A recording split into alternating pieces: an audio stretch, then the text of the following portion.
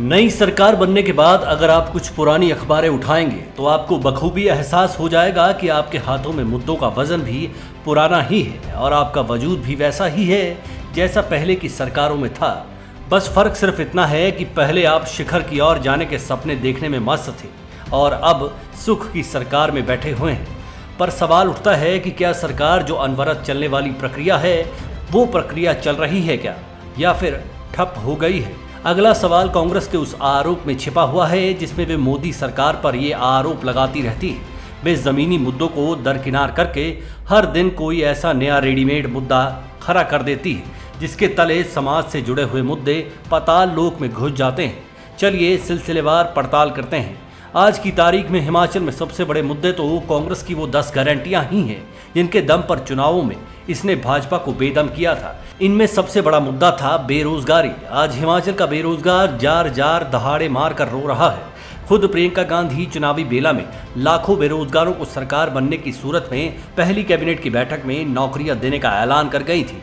आज आलम यह है कि बेरोजगार सचिवालय के बाहर सड़कों पर सरकारी नौकरियों के लिए रो रहे हैं। 5 साल में 5 लाख नौकरियां देने के दावे का ठीक उसी तरह से कोई अता पता नहीं है जिस तरह से लोग अब ये कह रहे हैं कि सरकार का कोई पता नहीं लग रहा सरकार है भी या फिर नहीं।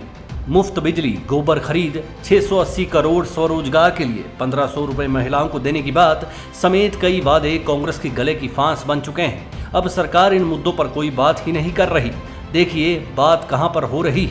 युवाओं को ड्रोन पायलट बनाया जाएगा, 1000 लोक मित्र केंद्र खोले जाएंगे, शानन पावर प्रोजेक्ट को वापस लिया जाएगा, चंडीगढ़ में अपनी हिस्सेदारी पर कब्जा किया जाएगा, वगैरह वगैरह। इसमें कांग्रेस के अपने किए हुए वादे ऐरे गहरे साबित होते आ रहे हैं। तो क्या इन हालात में ये कहना गलत नहीं होगा कि हिमाचल सरकार भी उसी तरह काम कर रही है कि जिस तरह से काम करने का आरोप कांग्रेस हाईकमान मोदी सरकार पर दागता रहता है। वर्ग विशेष चाहे वह महिलाओं का हो, किसानों का हो, बेरोजगारों का हो, उस पर कोई फोकस नजर नहीं आ रहा। पुराने वादे सिर्फ दावे बनकर रह गए हैं। सरकार की कार्यशैली बड़ी जबरदस्त है। शोर मचाया हुआ है कि हरित हिमाचल बनाने के लिए सब कुछ हरा हरा किया जाएगा। हरियाली के महीने यानी सावन के महीने में सब हरे हरे सब्ज बाग दिखाए जा रहे हैं। विरोधियों समेत कुछ तो ये भी कटाक्ष कर रहे हैं कि कहीं ये सावन के महीने में अंधे होने वाली कवायद तो नहीं चल रही। उदाहरण के तौर पर युवाओं को रोजगार देने के लिए सरकार ने कहा कि अगर कोई हैवी व्हीकल यानी ट्रक बस खरीदता है